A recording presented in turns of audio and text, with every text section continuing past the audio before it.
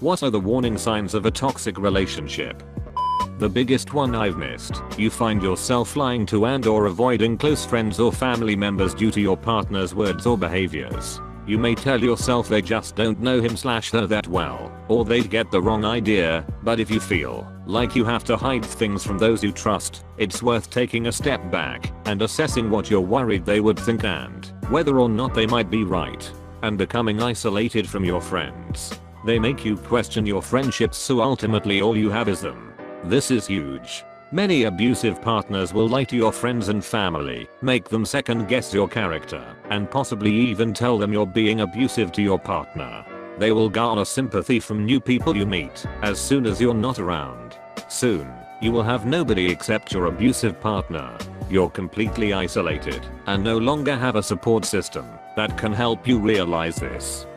When you find yourself doing things not because you want to make them happy, but to avoid them becoming angry, this is a great one. Having to walk on eggshells constantly is not good. My parents have managed it for 30 years. One hell of a toxic relationship, but still together.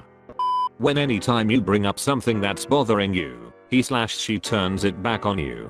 I 100% agree with this. Had to be the biggest red flag I overlooked in my first serious relationship. Anytime I tried to bring something up to my ex about our relationship to try and work on it, all she would do is throw it back in my face with the "well you, ex," or "if you didn't, why?" It would always leave me feeling like the bad guy for bringing it up, and that I was just being stupid. The backquote issue I had was really no big deal. After a long time of being worn down by this and just keeping everything to myself because I worried that she would just freak out and make me feel like a piece of shit, I finally woke up and realized how toxic it was. This, among a few other red flags I eventually noticed, led to the breakup. If you are experiencing this with your S/O, it is not your fault for wanting to talk about how you feel. It is a very healthy thing to do in a relationship and is crucial to helping it grow. If you're afraid to tell your partner anything, then you're definitely not in a healthy relationship.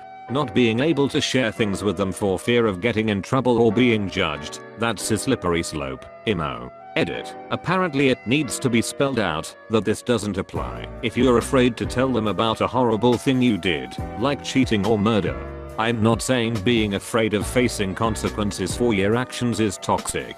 It's toxic to be unable to share mundane things with your partner because you know they are going to twist them on you. This is the simplest one that I discovered after the fact. If you feel your phone buzz with a notification and your first reaction is a tightened stomach and caught breath, you're in a toxic relationship. You shouldn't react to communication with fear. Damn, I forgot about this one. Great point. When your significant other doesn't want you around anyone else, when they try to isolate you from friends or family, is a huge warning sign. I feel like I have a friend going through this, and I'm not sure where to draw the line between I need to respect his boundaries and priorities, and accept that his girlfriend is more important to him than me, and this is troubling, and I think I should intervene. We used to hang out, average, once a week. When he got a girlfriend, initially she was one of the guys, and would hang out with us. We all got along with her, etc. Over time, like boiling a frog, she started occupying more and more of his time. These days I can't get him to commit to an hour of playing video games online a month. We plan it out. He gets online. Within 15 minutes it's, "Oh, my girlfriend is home, I'm going to go spend some time with her." "You still gonna be on in 3 hours?"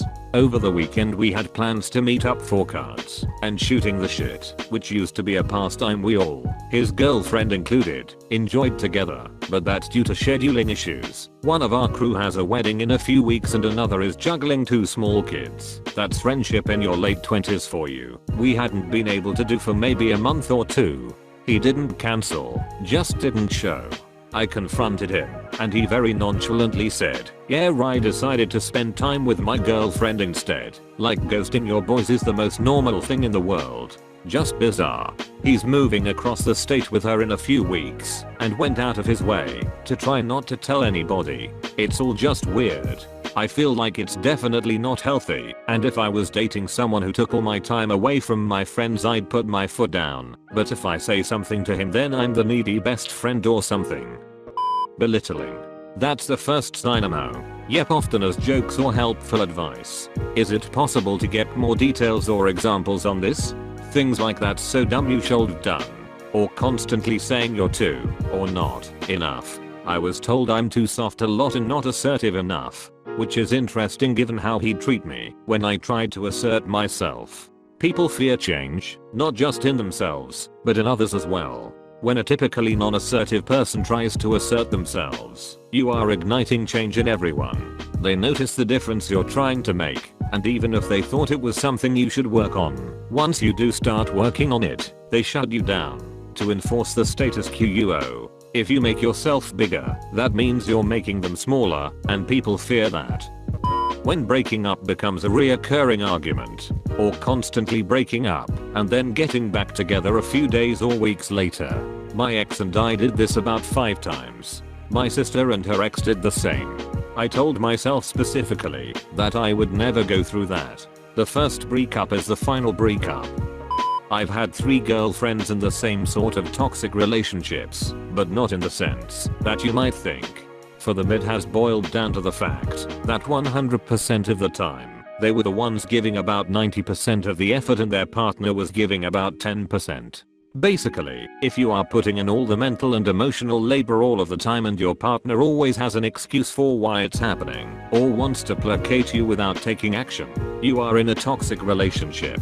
One friend's husband refused to get a job because he essentially thought that he was entitled to a job in his field and his pride wouldn't allow him to do anything else. He quit all attempts at side hustles like Uber that he started, despite her being very vocal about not being able to support them both. She crunched numbers, she tried to show him graphs, she looked for creative budgeting solutions, and stretched their budget as much as she could, but none of it worked. Another friend's fiancé refused to go to couples or individual counseling. He came up with every excuse in the book like "the therapist I want is waitlisted to my shift just changed and I need to get used to it, we don't have the money, I'll do it when we can afford it." A week after "we don't have the money," he presented her with a 2-week European vacation package that he was about to buy for them.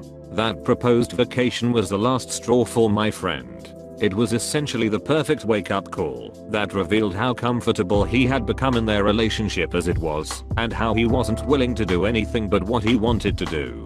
The problem with these types of toxic relationships is that on paper, it doesn't seem like the sort of thing you break up over. It's insidious. It creeps up on you, and you may not even realize that you're the one carrying the load all the time.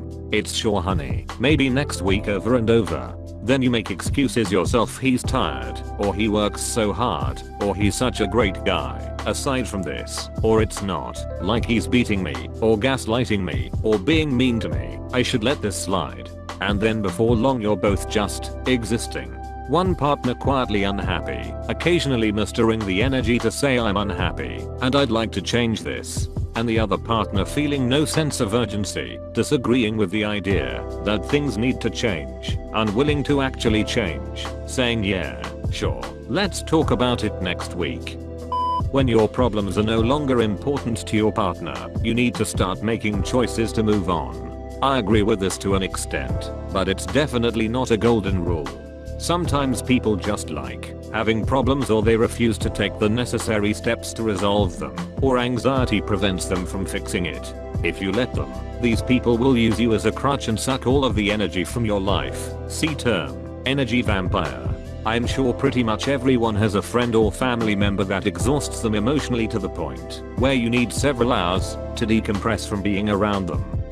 Not letting you enjoy your hobbies by complaining about you doing them, not giving enough attention to them, or making those hobbies seem immature, stupid, or useless. This one is so true. I'm an artist and stopped painting for 2 years early on my toxic marriage.